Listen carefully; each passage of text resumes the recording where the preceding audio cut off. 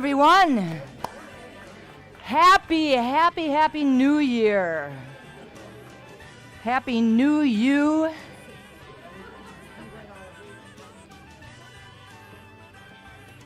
Welcome to the Triangle Center for Spiritual Living. My name is Reverend Dusty Ripplemeyer. I am the spiritual director of this amazing community. And we are here gathered together to bring in the new year in a really wonderful and powerful way, and to do it together, which always makes it a lot more fun and a lot more powerful. And so I'm glad that you are here, and I'm grateful for everyone that's tuned in and allowed us to come into your living rooms this morning. Thank you very much for also being here. Is there anyone who is here for the very first time? No one is here for the very first time. Excellent. The reading of the day is by Ernest Holmes from This Thing Called You. He says, "The desire you have to be something, to do something, is a mental echo in your mind, and in the mind of spirit, which already exists within you. It is an impact of your divine and spiritual self upon your mental or psychological self. It is the spirit in you seeking an avenue of expression through you." And I have to add, seeking an avenue of adventure through you. It is the real self you would like to be, the deep spiritual self, having all knowledge, having all access to power, being one with life. It is a transcendent, triumphant self. So welcome to those of you who may have just arrived in the sanctuary. The theme for 2017, it's here already, is values-based spiritual living, and the tagline is "We stand together in a shared commitment and devotion to our spiritual principles, practices, and values." Now, my talk title for today is "A Strong, Sturdy Foundation." In order to have a strong, sturdy foundation, I think it is important to give you a little bit, just a little bit of background about how we arrived on this 2017 theme. To begin with, I will simply say that the Cultural Integrity and Evolution Committee, I love that, the Cultural Integrity and Evolution Committee once again had multiple visionings and planning meetings in preparation for 2017, just as they did for 2016. Now, out of these meetings, they proposed another voluntary grassroots theme for 2017, which is called Values-Based Spiritual Living. Now, I think last year I knew at this time that there was maybe 180, and then that grew, centers for spiritual living across the globe that were participating in this. And in this moment, I don't know how many actually are, but clearly we are. So I will check into that and let you know as the year progresses. So this theme was based on the organization's values, so the Centers for Spiritual Living organizational values as stated in the organizational design model. All of this is just so much. Now, these monthly themes are being presented in collaboration with the Science of Mind magazine. So the Science of Mind magazine is going to be in harmony with the themes. And in a shameless plug, we sell them in the bookstore.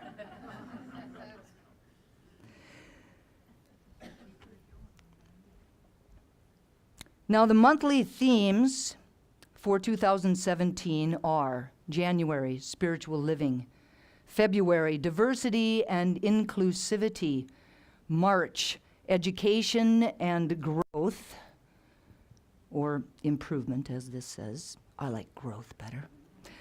April, transformation and evolution; May, creativity; June, accountability; July, open communication.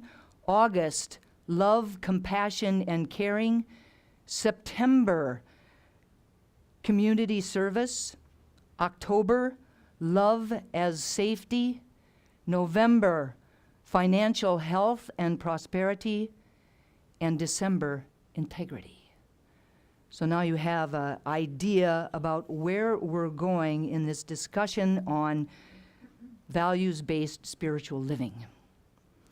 Now, typically in centers for spiritual living across the globe, the month of January is an opportunity to go back to the basics. So it's a month-long look at the principles and practices of our teaching. The theme, again, for the month of January is Spirit is Calling. I loved the song that Gina sang. It was perfectly in alignment with that. Spirit is calling. Whatever Spirit needs of me, I will be, I will be, I will be.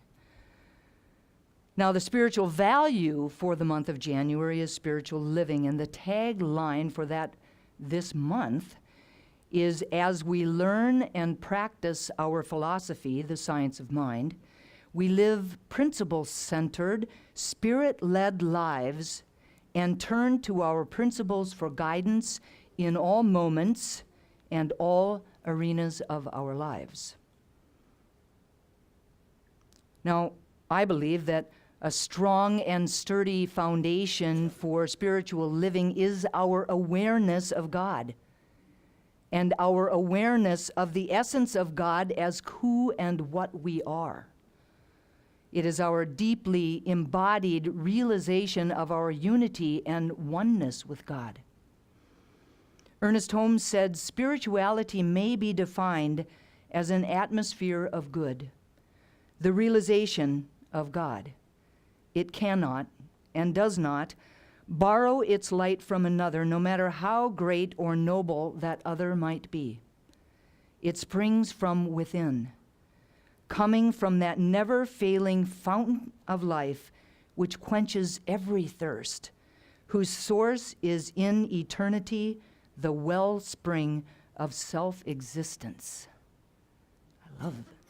Sometimes I love the way he writes. Now, a strong and sturdy foundation for spiritual living is to live principle-centered lives. The organizational design model for the Centers for Spiritual Living talks both about guiding principles and about guiding practices. Now, the guiding principles are the truths, concepts, and the ideas of our faith tradition, the science of mind. They guide our consciousness, thinking, behavior, and actions. They are the inner spiritual foundation of our personal and collective lives. They are where we stand, what we stand for, and where we live our life from. So if the tagline of the month is, we stand together in a shared commitment and devotion to our spiritual principles, practices, and values, then I think it's important to know what those principles are. So going back to the basics, the guiding principles of the Centers for Spiritual Living include, number one, we believe in God, the living Spirit Almighty, one indestructible, absolute, and self-existent cause. This one manifests itself in and through all creation, but is not absorbed by its creation. Number two, the manifest universe is the body of God. It is the logical and necessary outcome of the infinite self-knowingness of God. Number three, we believe in the incarnation of Spirit in humankind and that all people are incarnations of the one Spirit. Now, taken together in English, it just simply means that we believe in God, that there is one God, and that everything was created by God, out of God's stuff, and that connects us one to another in unity, in oneness, in wholeness. That everything is created seen and unseen by God, but nothing can take away from God. God remains ever eternal, ever full. The fourth guiding principle is we believe in the eternality, the immortality, and the continuity of the individual soul forever and ever. So if God is eternal and we are created in the image and likeness of God, then we are eternal. That our spirit, that light of God within us, is eternal. Number 5, we believe that the kingdom of heaven is within us and that we experience this kingdom to the degree that we become conscious of it. So we like to say that heaven and hell are not pieces of real estate. They are not places where we go when we die. That truly they are states of consciousness that we can choose to be in or not. Through our choices, through our actions, through the way that we live our lives. We're either in a state of heaven or a state of hell. And sometimes we move in between them. Number 6, we believe that the ultimate goal of life is to be a complete emancipation from all discord of every nature, and that this goal is sure to be attained by all. Peace on earth. Freedom for everyone. It is who and what we are at our very core. Number 7, we believe in the unity of all life and that the highest God and the innermost God is one God. For us, God is not something, some man on a cloud with a long white beard outside of ourselves, but is within us and surrounding us. Like a wave on the ocean of the thing and yet not the thing, for the thing is so much grander. Number 8, we believe that God is personal to all who feel this indwelling presence. We have an opportunity to have our own personal relationship with God. There's no intercessor area. We don't have to talk through to someone else. We can have our own relationship with God. Number 9, we believe in the direct revelation of truth through our intuitive and spiritual nature, and that anyone may become a revealer of truth who lives in close contact with the indwelling God. Get quiet. Get quiet. Align with the presence of God within you and that still small voice. The voice of God within each of us speaks to us. Reveals the truth.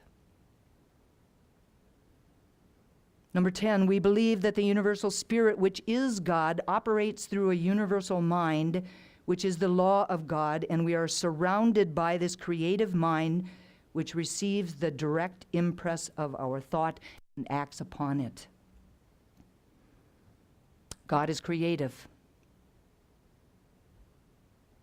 And we can co-create with God.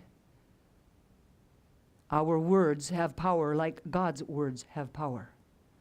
Our beliefs, our thoughts can create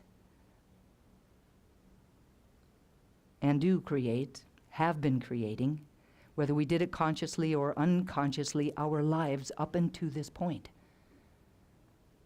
And so the goal is to become conscious of it, to become aware of it, to become really knowledgeable in what you are thinking, in what you are feeling, and to be able to see the direct relationship between that and your lives, and to change your mind, change your thoughts, change your beliefs if you need and want to.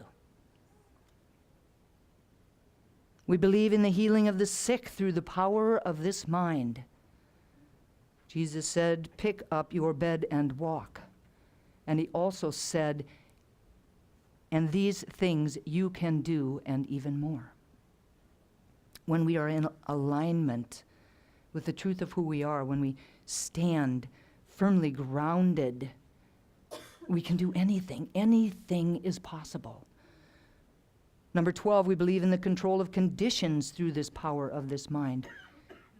We can change our situations. We are not stuck in them. We are not victims. We have power and dominion over our lives. Number 13, we believe in the eternal goodness, the eternal loving kindness, and the eternal givingness of life to all. God is benevolent. Our faith tradition does not believe in a God that doles out punishments or favors at whim. But it is always giving, always kind, always loving, always benevolent, always present, ready, willing, and able to give us the kingdom of heaven on earth. And number 14, we believe in our own soul, our spirit, and our destiny, for we understand that the life of humankind is God. There is one life. One life. That life is God's life. That life is my life. Right here, right now, and always. Our guiding practices are the spiritual practices and consciousness elevating techniques which allow us to live from our inner divine wholeness and to be a beneficial presence on the planet. They include spiritual mind treatment, which is our form of prayer, visioning, the co-creation process, meditation, mindfulness, sacred service, spiritual education, and the principle and practice of tithing or committed giving. A strong and sturdy foundation for spiritual living is to live a values-based life.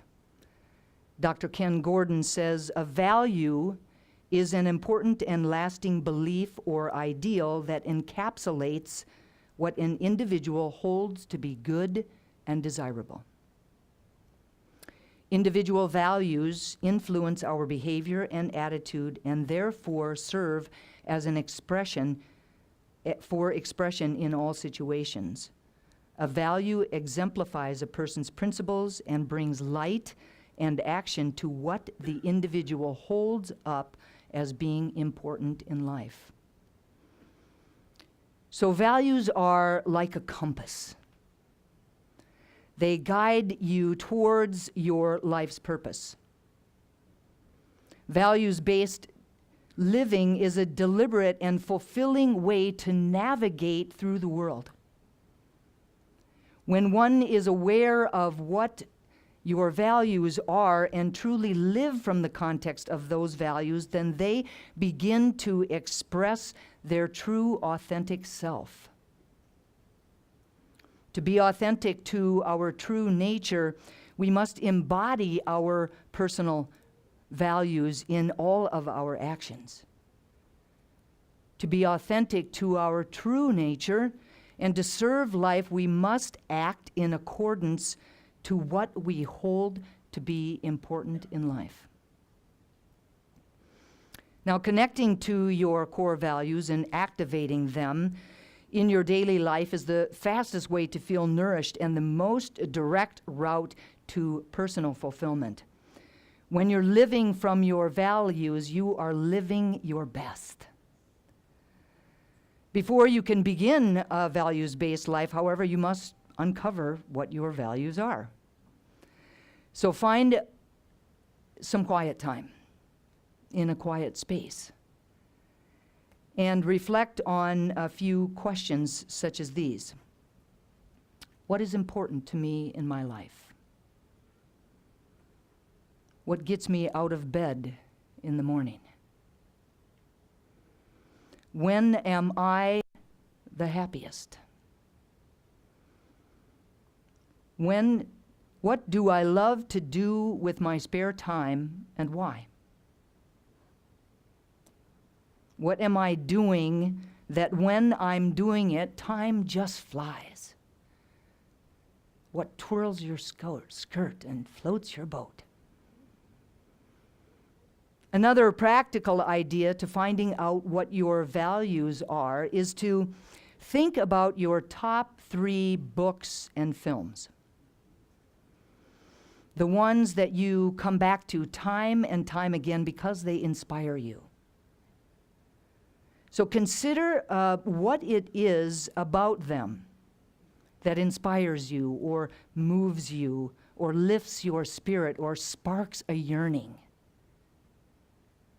Now, the truth is that whatever that is, that quality lives within you and is seeking to be expressed through and as you.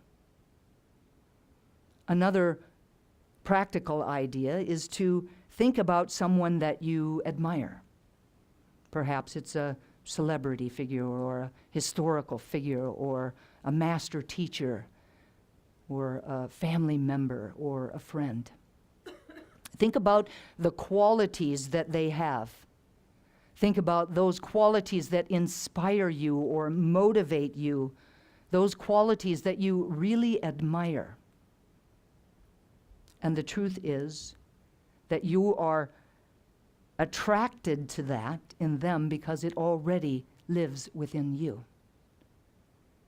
That quality is seeking to be expressed through you. That value is seeking to be expressed in your life.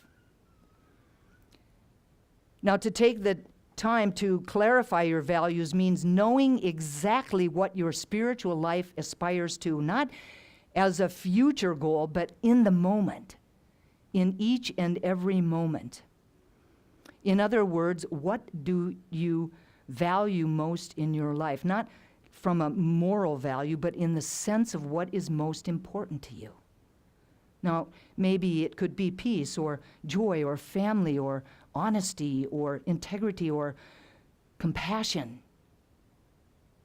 Everyone will have a different list. So the invitation is to dig deep, to meditate, and to contemplate on what spiritual living is for you. Don't let anyone else tell you what your values are. Look within until you find with complete clarity what you believe they are. The importance of knowing your values cannot be overestimated because life unfolds along the lines of what you value most. Can you see how that would happen?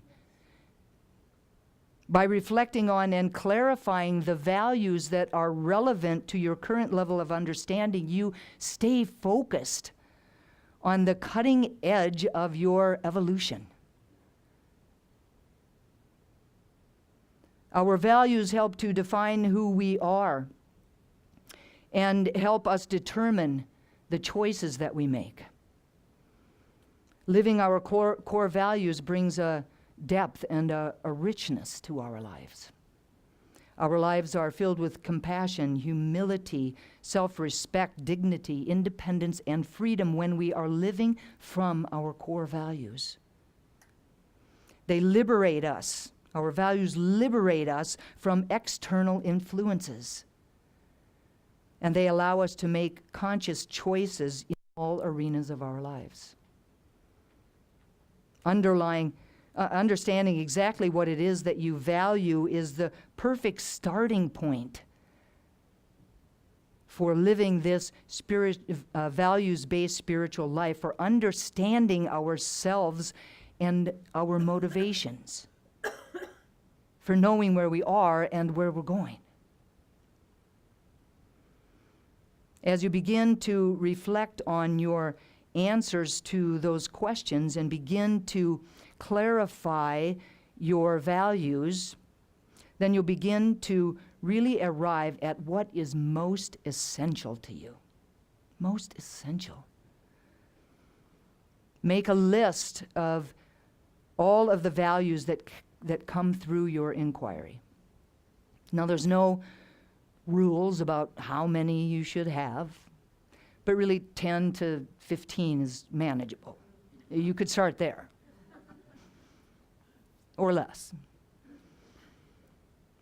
The idea is to try to reduce your responses to a single word or two that encapsulates each value. So for example, one of your values is having a successful career. So you could just put on that list the value of success. Okay? Now the next step is to prioritize your list. This could take a minute. So you're going to identify the top value, and then the second highest value, and the third highest value, and so on.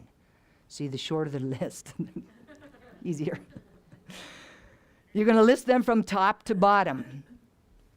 And in order to do this, you might ask yourself, which of these values is most important to me in my life? Or you could ask, if I could satisfy one of these values, which one would it be? And then you can ask that again with the remaining ones in order to get to the priority list. Now, sometimes the higher priorities are going to be really obvious to you, and it'll be a simple process. But at other times, you might be able to narrow it down, but you might find yourself struggling with a few of them, where to put them. So one idea is to create a scenario with two of them. So, for example, you could ask yourself, which would I rather be, do, or have, this or that?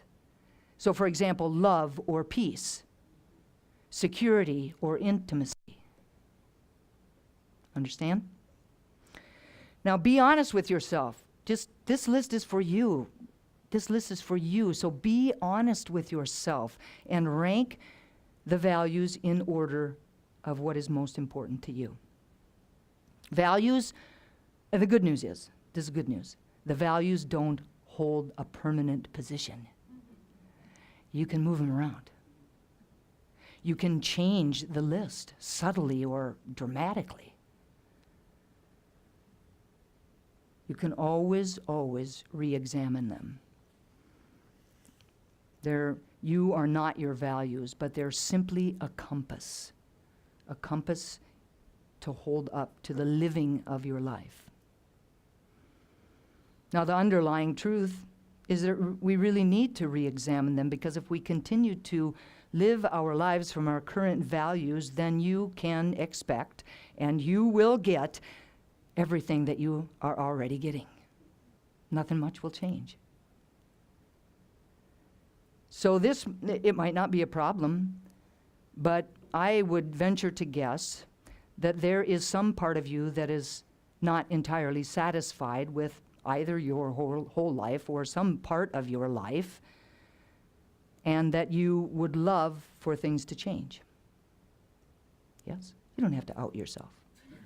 Just a little nod, like this. Only I'll see it. Now, when you change your values list, when you re-examine it and you change it or move them around, and you consciously act on this new list, then you change the context of your life. You change where you are putting your attention, and you change your behavior. And because of this will lead you to new experiences and to a new life. Now, once you have your list, it will assist you to make consistent choices and to take action that's in alignment with it. So once you know your personal values, you can consult them to make any and all key choices in your life. So when you're confronted with a choice, you hold each choice up to the compass of your values. You with me? For example, say that you were offered a promotion at work. Now, at the top of your values list is family.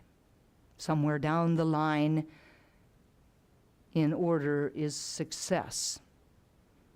And while you know that this promotion would double your salary, you are also very much aware that the hours that it would require would take time away from you being with your family. So living a values-based spiritual life means aligning your choices with your values. The choices will simply fall into place when you do that. And in the end, your life will be happier and more harmonious, more congruent with who you are. You'll have more integrity, more freedom, more joy. So now that you know what is most important to you in your life, you will be more consciously aware of what makes you happy. And then you will be able to consistently make the choices that allow you to be happy, that allow harmony to be in your life. Reverend Ken Gordon says, once we have defined and clarified a value that resonates with us, one that fits our being, and one that we unconditionally uphold, it then becomes incumbent upon us to commit to it as a means and a guide in life. The values become lanterns that will guide and lead us in a direction that sustains and fulfills our true and authentic and actualized self. That's self with a capital S. Can you imagine what it would be like to live from that space? So the invitation today is to let go of living from old stories, worn out patterns, and beliefs that no longer serve you. The invitation today is to instead choose to commit yourself to finding the universal and personal values that are most important to you in your life. And then to begin in a very committed way to consciously hold those values up as a compass in your life and just see how your life changes. And so it is.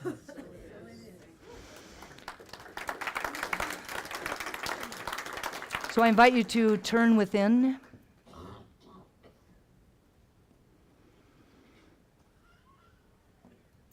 To close our outer eyes and turn away from the world of form. To turn our attention to the spiritual side of life. And in this space, with my attention turned inward, I am acutely aware of the power and presence of God that is within me and surrounding me. The power and presence of unconditional love, joy, peace, creativity, freedom, abundance, and grace. I know that I am one with this power and presence, that it is that which created me in its image and likeness. And just as I know that this is my truth, I know that it is true for each and every person here this morning, that each of us is a unique and divine expression of the divine. And it is from this place of unity, this place of wholeness, this place of oneness, that I speak these words about and for each of us this morning on this glorious January 1st, the first day of 2017. Knowing that we are spiritual beings having a human incarnation. That we are connected to all that is in a way that can never be separate, in a way that we can lean into and listen for and listen to, knowing that that wisdom of God is within us, knowing that as we get quiet and contemplate on what it is that is important to us, what it is that lights us up, what it is that inspires us, that the answers are revealed. And that as we bring those answers, those values, those things that we hold to be so sacred and so important to our lives,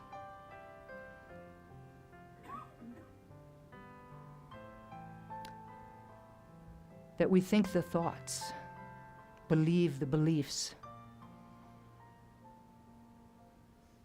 commit the actions that allow us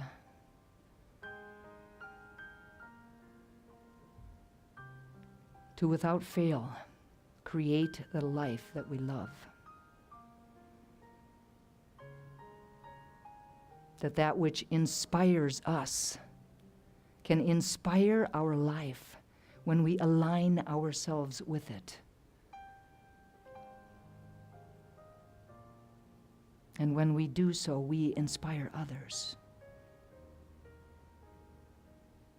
never knowing how far and wide that reach is. So I claim for each of us ease and grace around living this values-based spiritual life. Ease and grace around aligning ourselves with the truth of who and whose we are. Ease and grace around finding our values and committing to them. And I know that as we do so, all is well. And I'm so grateful to know this truth, so grateful to speak these words, so grateful for the power of prayer, knowing that these words are loosed into a law that only ever says yes, that they are clothed in form even as they are spoken. And so I speak them and release them with love and gratitude and full expectation of their manifestation, letting go and letting God be God. And we anchor it for ourselves and for each other simply by saying, and so it is. Amen.